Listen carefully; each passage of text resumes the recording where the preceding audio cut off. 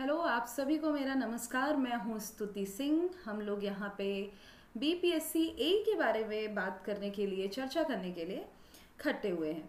तो कुछ बेसिक चीज़ें आप अगर तैयारी कर रहे हो, एस्पिरेंट हो, तो आपको ऑलरेडी पता होगी, लेकिन फिर भी कुछ चीज़ें हम डिस्कस कर लेते हैं। उससे पहले मैं आपको क्लियर बता दूं कि पेपर 3 जो आपका है उसको मैं आपका कवर कराने वाली हूँ। उससे पहले कुछ बेसिक डिस्कशन करेंगे हम यहाँ पे हम सिलेबस के बारे में डिस्कस करने वाले हैं। स्पेसिफिकली पेपर 3 के सिलेबस के बारे में डिस्कस करने वाले हैं, विच इज़ जीएस का पार्ट। और उसको कवर करने के लिए हम क्या क्या पढ़ने वाले हैं उसके बारे में हम डिस्कस करेंगे। कौन कौन से सब्जेक्ट हैं, कौन कौन से डायमेंशंस कवर करेंगे, ये सारी चीज़ हम यहाँ पे डिस्कस करेंगे। चलिए, तो शुरुआत करते हैं कुछ बेसिक चीज़ों के साथ कि जो मैं मानती हूँ आप सभी को पता होगा, लेकिन फिर भी मैं एक बार बता दूँ तो आप लोगों को पता है बीपीएससी ए में 6 पेपर्स होते हैं, जिसमें से आपको मैं कवर कराने वाली हूँ पेपर पेपर 3 जो है जीएस। ठीक है, जीएस प्लस साइंस के क्वेश्चन आते हैं इसमें। ठीक है, साइंस के क्वेश्चन रहते हैं और जीएस के। जो जीएस वाला पार्ट है वो मैं कवर कराने वाली हूँ आपको, साइंस वाला पार्ट मैं कवर नहीं कराऊंगी। ठीक है, वो आपको कोई दूसरे टीचर है वो कवर कराएंगे। ठीक है, तो जो पेपर का पैटर्न है वो सबका एक तरह है, पूरे 6 के 6 पेपर का। तो उसी तरह पेपर 3 का पैटर्न भी सेम ही आपको नजर आएगा। यहाँ पे आपको 50 क्वेश्चंस देखने को मिलेंगे और जिसमें जो कि रहेंगे 100 मार्क्स के आपके। ठीक है, ये पेपर बहुत इंपॉर्टेंट है, ये आप सबको पता है, तो आप स्किप नहीं कर सकते हो। हालांकि सिलेबस में कुछ ऐसे डायरेक्ट चीज़ें नहीं लिखी हैं पेपर 3 के बारे में, लेकिन फिर भी जो भी लिखा है उसको हमें समझ करके उसके अकॉर्डिंग काम करना पड़ेगा, है ना। तो पहले सिलेबस देखते हैं कि सिलेबस है क्या, फिर उसके बाद उसका इंटरप्रिटेशन निकालते हैं कि सिलेबस कहना क्या चाहता है। ठीक है, फिर सब्जेक्ट निकालेंगे उस इंटरप्रिटेशन से, और उसके बाद सब्जेक्ट्स के डायमेंशंस निकालेंगे, और उसके बाद हम देखेंगे प्रीवियस ईयर कुछ क्वेश्चंस जो कि क्या है उन टॉपिक्स से आए हुए हैं। तो अपने को क्लैरिटी मिल जाएगी एग्जैक्टली हमें क्या और किस तरीके से पढ़ना है। ठीक है, चलिए तो शुरू करते हैं। ये आप लोगों को सिलेबस दिख रहा है, सिलेबस में कुछ खास नहीं लिखा है, क्लियर मैं बता दूं। इसमें लिखा है सामान्य अध्ययन के पत्र में समसामयिक घटनाओं, एक मिनट, समसामयिक घटनाओं। समसामयिक घटना मतलब क्या, यहाँ पे समसामयिक मतलब होता है करंट। ठीक है, हिंदी में समसामयिक बोलते हैं करंट अफेयर्स को।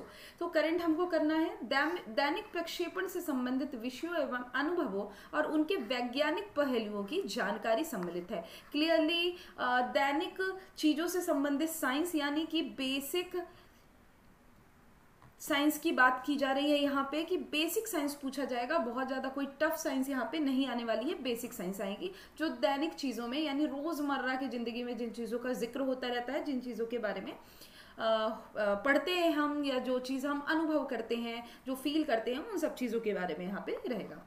ठीक है, इसके बारे और क्या लिखा है, उनके वैज्ञानिक पहलुओं की जानकारी सम्मिलित होगी। इसमें वैज्ञानिक, सामाजिक, अर्थ, अब देखिए यहाँ पे सामाजिक, राजनीतिक, अर्थशास्त्रिक, इस तरह के शब्द का इस्तेमाल किया गया है। बेसिकली यहाँ पे हमें सब्जेक्ट का नाम मिल रहा है इसके अंदर। तो अभी इसमें क्या हो गया, इसमें हम सामाजिक और राजनीतिक डायरेक्ट हमको समझ में आ रहा है, पॉलिटी की बात की जा रही है। और अगर सामाजिक और अर्थव्यवस्था यानी इकोनॉमी का बहुत ही छोटा सा से थोड़ा बहुत पार्ट रहा आया तो ठीक है।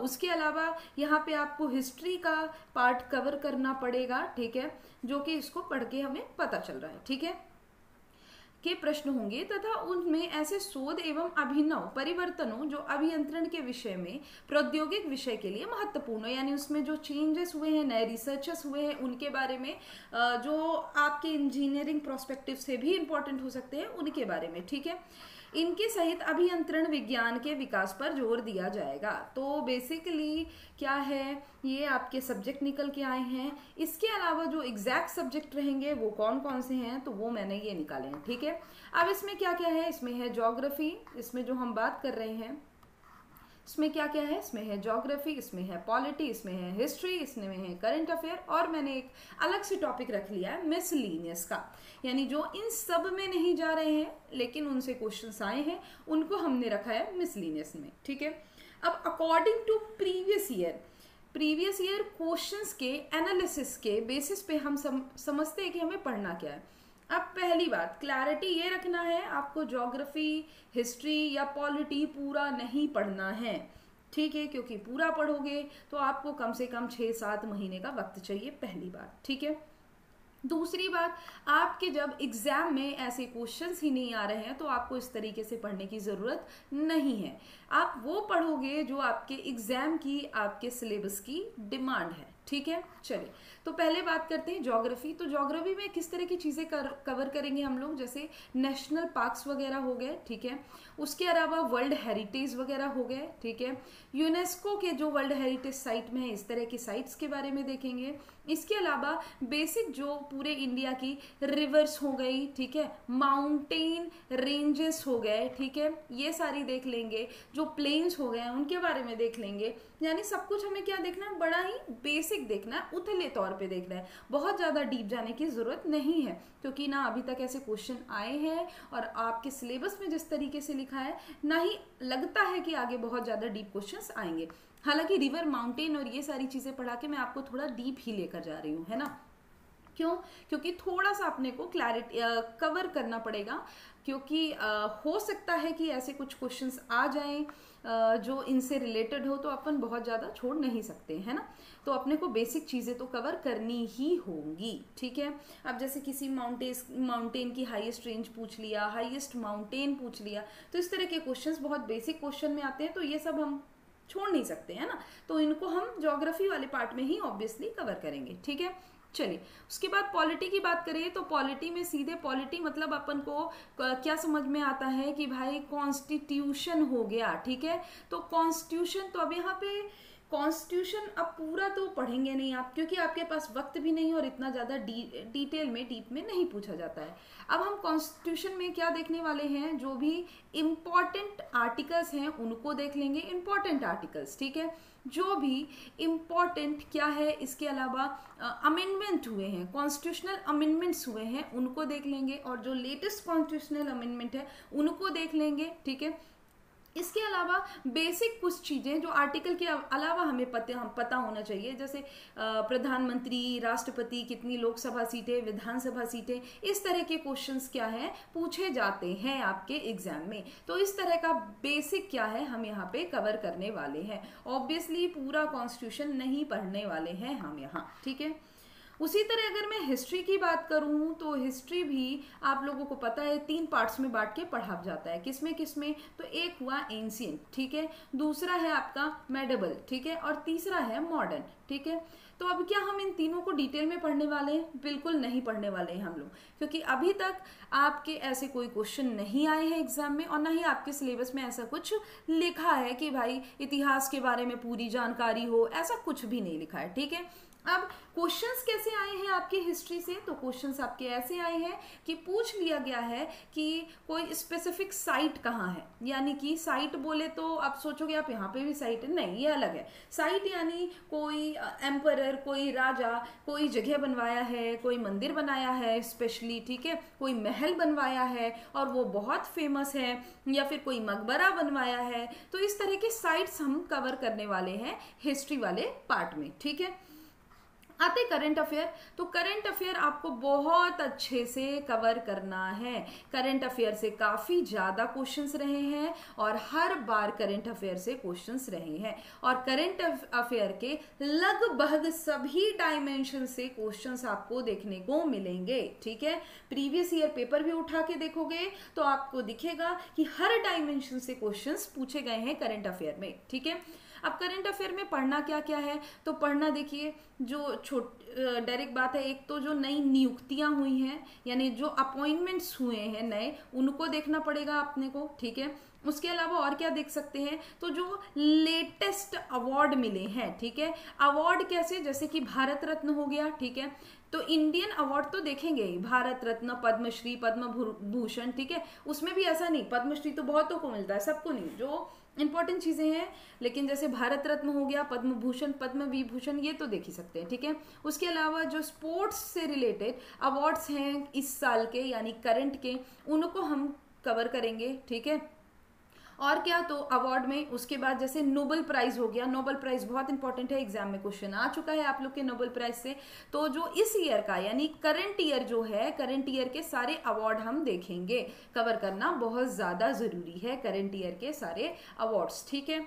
उसके अलावा जो अभी लेटेस्ट कोई स्कीम्स आ गई हैं तो वो भी करंट अफेयर के अंदर चली जाएगी अगर कोई लेटेस्ट है तो, ठीक है। बाकी तो बेसिक जो है वो हमें देखना ही है, वो मैं आगे बताऊंगी आपको, ठीक है। तो करंट अफेयर में इसके अलावा कोई साइट बहुत ज़्यादा या कोई जगह बहुत ज़्यादा फेमस रही है तो उसके बारे में स्टैटिक्स अपने को देखना पड़ेगा, क्योंकि वो जगह फेमस हुई है। जैसे कोई नई जगह यूनेस्को में चली गई है, ठीक है, तो उस जगह का स्टैटिक भी अपने को देखना पड़ेगा कि भाई, क्योंकि ये अभी रिसेंट में गई है। हालांकि यूनेस्को के बारे में मैं यहाँ पे अच्छे से आप लोगों को ज्योग्राफी में बताऊंगी जो जो साइट्स हैं हमारे, ठीक है। तो इस तरह के जो हैं सभी जो क्वेश्चंस हैं वो करंट अफेयर वाले यहाँ पे आपको पढ़ने होंगे, ठीक है। तो यहाँ पे करंट अफेयर आप जितनी चीजें सोच सकते हो सब कुछ देखने पड़ेंगे। जैसे कि कोई युद्ध अभ्यास हुआ है किसी दूसरे देश के साथ, ठीक है, और 15 अगस्त 26 जनवरी जो भी गया है इस ईयर में, कौन भाई मेहमान आए थे हमारे यहाँ पे चीफ गेस्ट बन के, ठीक है, तो उस गेस्ट का नाम पता होना चाहिए। वो या तो कहीं का प्रधानमंत्री होगा या राष्ट्रपति होगा, तो किस देश से है वो, ये सारी चीजें हमको सब कुछ करंट अफेयर में कवर करना पड़ेगा। तो करंट अफेयर में थोड़ा सा फोकस करना है अपने को, इस बात का खास ध्यान रखना है, ठीक है। चलिए उसके बाद मिसलिनियस वाले पार्ट में चलते हैं। तो मिसलिनियस पार्ट में मैंने डाल दिया है इंटरनेशनल ऑर्गेनाइजेशन। इंटरनेशनल ऑर्गेनाइजेशन क्या होते हैं? तो इंटरनेशनल ऑर्गेनाइजेशंस वो ऑर्गेनाइजेशन हैं, एक मिनट, इंटरनेशनल ऑर्गेनाइजेशंस वो ऑर्गेनाइजेशंस हैं जो कि जैसे कि आप यूएन से रिलेटेड है, ठीक है, यूएन हो गया, डब्ल्यूएचओ हो गया, ठीक है, सार्क हो गया, ब्रिक्स हो गया, ठीक है, ये सब क्या है, ये सब इंटरनेशनल ऑर्गेनाइजेशंस हैं। अब इनके बारे में पूरी बेसिक जानकारी हमको पता होना चाहिए। बेसिक जानकारी मतलब क्या होता है कि इनकी स्थापना कब हुई, ठीक है, यानी स्टैब्लिश कब हुआ है ये, ठीक है, किस ईयर में हुआ है, टोटल मेंबर्स कितने हैं इसके, ठीक है, किस डेट के साथ साथ आपको फिर हेडक्वार्टर, ठीक है, हेडक्वार्टर इनका कहाँ है। ये 3 चीजें मोस्ट इंपॉर्टेंट है जो हमको ध्यान रखना है किसी भी इंटरनेशनल ऑर्गेनाइजेशन का। अब सारे इंटरनेशनल ऑर्गेनाइजेशन ऑब्वियसली रटते नहीं बैठेंगे, कौन से, एक तो जो इंटरनेशनली बहुत फेमस है जैसे यूएनओ, डब्ल्यूएचओ वगैरह वगैरह। इसके अलावा वो जो कि क्या है जिसमें इंडिया शामिल है, जैसे मैंने अभी ब्रिक्स बोल दिया, सार्क बोल दिया, तो इस तरह के कंट्रीज, ठीक है, सॉरी इस तरह के ऑर्गेनाइजेशंस, ठीक है, तो इनके बारे में हमको बेसिक चीजें यहाँ पे देखनी पड़ेंगी, ठीक है। इसके अलावा यहाँ स्टैटिक में India first man and women, तो क्वेश्चंस आते हैं, पहली महिला आईपीएस अधिकारी, पहली महिला आईएएस अधिकारी, इस तरह के क्वेश्चन, या सबसे बड़ा क्या है भारत में, इस तरह की चीजें जो है वो यहाँ पे कवर करेंगे। ऑब्वियसली इनमें से किसी टॉपिक में नहीं जा रहा था लेकिन क्वेश्चंस आते हैं, तो मिसलीनियस टाइप के क्वेश्चन सबसे ज्यादा आता है आप लोगों में, है ना। इसके अलावा यूनेस्को साइट्स, ठीक है, ये मैंने ज्योग्राफी में भी बताया था, ठीक है। स्पोर्ट्स स्टैटिस्टिक, अब आप सोचोगे ये क्या है, स्पोर्ट्स तो यहाँ बताया, ठीक है। करंट में स्पोर्ट्स अवार्ड्स रहेंगे जो नए अवार्ड मिले हैं इस साल के, लेकिन स्टैटिक्स आपको यहाँ पे पढ़ना है, जैसे किसी स्पोर्ट्स में कितने खिलाड़ी होते हैं, इस तरह के क्वेश्चन जो आते हैं एग्जाम में वो स्टैटिक्स में कवर होंगे, ठीक है। कोई स्पेशल स्पोर्ट्स अवार्ड है, वो कब से शुरू हुआ था, पहला किसे मिला था, इस तरह के क्वेश्चंस, ठीक है।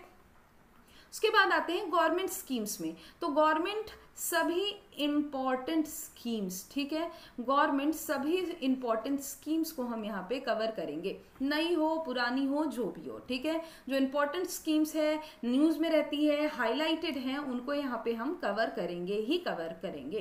क्वेश्चंस आता है, पिछले 2, 3, 4 साल के स्कीम्स से भी क्वेश्चंस आता है, ठीक है। अवार्ड्स में चले तो अवार्ड, अब आप सोचोगे यहाँ पे तो पूरे अवार्ड बता दिए, अवार्ड तो करंट में जाएगा, नहीं, कौन से किसे इस साल वो अवार्ड मिला है वो करंट का पार्ट है, लेकिन अवार्ड का स्टैटिक, वो अवार्ड शुरू कब हुआ है, ठीक है, कब से मिल रहा है, पहला कौन सा व्यक्ति है जिसे मिला था, वो भी सारे अवार्ड नहीं, इंपॉर्टेंट अवार्ड, जैसे कि यहाँ पे भारत रत्न की बात करें तो कब से शुरू हुआ है, इस तरह के अवार्ड्स को हम इस तरीके से पढ़ने वाले हैं, ठीक है। तो ये हो गए आपके सारे टॉपिक जो हमको पढ़ना है जीएस में। अब क्लियरली मैं बताऊं तो इससे ज़्यादा आपको पढ़ने की ज़रूरत नहीं है, जो मेरा प्रीवियस ईयर पेपर देख के और सिलेबस देख के एनालिसिस है, ठीक है। बहुत ज़्यादा डिटेल में ना आपके पास पढ़ने का टाइम है, ना आपको पढ़ने की ज़रूरत है, और बहुत ज़्यादा डिटेल आप पढ़ सकते भी नहीं हो, क्योंकि आपके पास बाकी सब्जेक्ट्स पढ़ने के लिए भी बहुत सारा है, ठीक है। अब जो लोग छोड़ने का सोच रहे हैं, भाई छोड़ने का भी मत सोचना, है ना, कि सोच लो कि अरे करेंट के क्वेश्चन आए थे पिछले साल, साइंस के क्वेश्चन आए थे, जीएस नहीं पढ़ेंगे चलेगा। नहीं प्रो, क्या पता इस बार ज़्यादा क्वेश्चन कहाँ से आ जाए, जीएस से आ जाए, साइंस के कम हो जाए, करंट के हो जाए, लेकिन हम कुछ भी चीज़ छोड़ नहीं सकते हैं। करंट को बहुत अच्छे से कवर करेंगे, इसके अलावा जीएस का भी जो भी बेसिक और आपके सिलेबस का डिमांड है उसको हम कवर करेंगे, कम से कम टाइम में कवर करने की कोशिश करेंगे, ठीक है। तो ये रहा आपके सिलेबस के बारे में। अब कुछ चीज़ें हम देख लेते हैं कि प्रीवियस ईयर में क्वेश्चंस कैसे आए हैं, ठीक है। चलिए, तो प्रीवियस ईयर क्वेश्चन जैसे आपको पहला दिख रहा है, वर्ल्ड योगा डे, तो ये भाई ये किस में चला जाएगा, तो ये आपका भाई करंट में भी हो सकता है, बिल्कुल करंट में हो सकता है। ये आपका करंट के अलावा और किस में हो सकता है, तो स्टैटिक वाला पार्ट बन गया, क्योंकि हर साल जो योगा डे है वो फिक्स हो गया है डेट, और करंट यानी हर साल आता ही है, ठीक है। तो सबको पता है 21 जून, इस तरह की अपने को तैयारी रखना है, ठीक है। चलिए नेक्स्ट स्लाइड पे चलते हैं। The headquarter of WHO is located, international organisation का क्वेश्चन है, जो मैंने बताया कि इंटरनेशनल ऑर्गेनाइजेशन में पूछा जाता है उसके हेडक्वार्टर, स्थापना कब हुई, कितने मेंबर्स हैं, वगैरह वगैरह, ठीक है। जेनेवा स्विट्जरलैंड आप लोगों को पता है। कुछ एग्जाम्पल्स दिखा रही हूँ, बहुत ज्यादा क्वेश्चंस यहाँ नहीं देख सकते हम लोग, सिर्फ एग्जाम्पल ही दिखा सकती हूँ मैं आपको, ठीक है। चलिए, Kaziranga national park famous for rhinoceros is in the state, तो कांजीरंगा जो नेशनल पार्क है वो कहाँ पे है इनमें से, ठीक है। तो ये किसके क्वेश्चन हो गए, नेशनल पार्क का क्वेश्चन हो गया, ऑब्वियसली किसका क्वेश्चन है, जियोग्राफी का क्वेश्चन हो गया ये आपका, ठीक है। आंसर क्या होगा, आसाम होगा, धीरे धीरे आपको पता चल जाएगा। कौन सा नेशनल पार्क कहाँ है, किस चीज़ के लिए फेमस है, ये बेसिक चीज़ें तो हम वहाँ पे कम से कम कवर करेंगे ही, ठीक है। जिसके बारे में सिर्फ इतना जानना जरूरी है कहाँ है, तो वो बता दिया जाएगा, जैसा डिमांड होगा वैसी चीज देखेंगे। The maximum strength of member of Lok Sabha is, तो जब क्वेश्चन आया था तो मैक्सिमम स्ट्रेंथ होती थी कितनी, 552, ठीक है, लेकिन अब कितनी हो गई है, 550 हो गई है। क्यों, क्योंकि 2 सीट्स जो थी वो एंग्लो इंडियन के लिए रिजर्व रहती थी, जो कि अब हटा दी गई है 104th कॉन्स्टिट्यूशनल अमेंडमेंट के द्वारा, ठीक है। तो अब जो है, अब आंसर क्या हो गया है 550, लेकिन जब का ये क्वेश्चन पेपर है तब आंसर 552 था, तो उसके हिसाब से बिल्कुल सही जवाब है, ठीक है। चलिए, the minimum age required to become president, तो प्रेसिडेंट बनने के लिए मिनिमम एज क्या है, तो इससे ये हमको पता चल रहा है भाई मिनिमम पॉलिटी पढ़ना पड़ेगा, मिनिमम कॉन्स्टिट्यूशन पढ़ना पड़ेगा अपने को, बिल्कुल बेसिक चीजें, ठीक है। तो आंसर आप लोगों को पता है 35, कम से कम 35 साल का होना चाहिए, तब कोई व्यक्ति राष्ट्रपति बनने के काबिल होता है, लायक होता है, ठीक है। चलिए, फिर the Bibi ka Maqbara, a tomb of Aurangzeb's wife is situated in, कहाँ पे है बीबी का मकबरा, ठीक है। तो आप लोग को सभी को पता होगा कहाँ पे है, औरंगाबाद है। तो जैसा कि मैंने बोला, हिस्ट्री से एकदम डायरेक्ट क्वेश्चन नहीं है कि भाई अशोक की लड़ाई किससे हुई, इस तरह का क्वेश्चन नहीं है कि ये क्या हो गया, ये जगह के बारे में है, ठीक है। तो ये है एक्चुअली हिस्ट्री का ही क्वेश्चन, तो हम हिस्ट्री को इसी प्रकार से इसी तरीके से कवर करेंगे, कुछ और चीज़ें ज़रूरत के हिसाब से इंक्लूड करते जाएंगे। जो भी बताया मैंने, जो भी टॉपिक पढ़ने लगेंगे ना, अगर नीट समझ में आएगी कि ये करना है तो वो भी ऐड कर लेंगे। आप लोग को अगर कुछ लगेगा कि मैडम ये भी बता दो, ये भी ऐड करना चाहिए, तो उस पर भी हम सोच सकते हैं बिल्कुल आराम से, फ्रीली आप अपनी एडवाइस भी दे सकते हो और कुछ भी पूछ भी सकते हो, ठीक है। तो लाइव क्लासेस में तो भाई 2 वे होगा, ये रिकॉर्डेड जरूर है, यहाँ पे आप कुछ नहीं बोल सकते हो, लेकिन लाइव क्लासेस रहेंगी उसमें आप बिल्कुल बोल सकते हो अपनी बात, ठीक है। अब इन सब के बाद थोड़ा सा बैच के बारे में बात कर लेते हैं। तो हमारी जो बैच का नाम है, बैच का नाम है लक्ष्य, ठीक है। लक्ष्य बैच ऑलरेडी शुरू हो चुकी है, क्या पता बहुत सारे लोगों ने यहाँ पे ज्वाइन कर रखी होगी, जिन्होंने ज्वाइन नहीं किया है तो मैं बता दूं, यहाँ पे paper 1st, 2nd, 3rd, 4th, 5th और 6th सभी की प्रिपरेशन कराई जा रही है। यहाँ पे मैं ज़रूर स्पेसिफिकली पेपर 3rd के लिए हूँ, ठीक है। तो बीपीएससी के लिए जो भी प्रिपरेशन करना चाहते हैं पूरे 6 के 6 पेपर्स की, वो यहाँ पे ज्वाइन कर सकते हैं। ये हमारा कॉन्टैक्ट डिटेल है, तो आप इस नंबर पे कॉल करके बाकी डिटेल जान सकते हो या हमारे कोर्स को ज्वाइन कर सकते हो, ठीक है।